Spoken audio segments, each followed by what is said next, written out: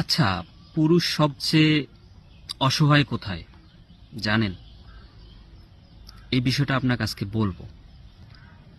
একটা পুরুষ সবচেয়ে বেশি অসহায় তার দায়িত্বে। ধরেন এরকম একটা মেয়ে যদি চায়, সে কিন্তু বলতে পারবে যে আমি আজকে অফিসে যাইতে পারবো না, আমি আজকে এটা করতে পারবো না, আমি আজকে ওটা করতে পারবো না। কিন্তু একটা পুরুষ চাইলে এটা কিন্তু কিছু করতে পারে না।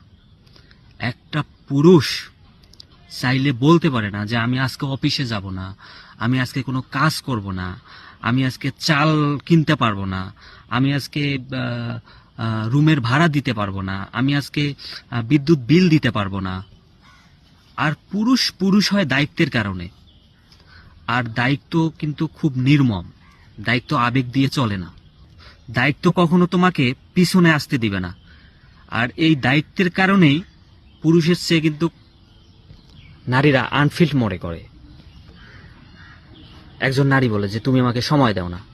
আরে ভাই, আমি সময়টা দিব কোথার থেকে?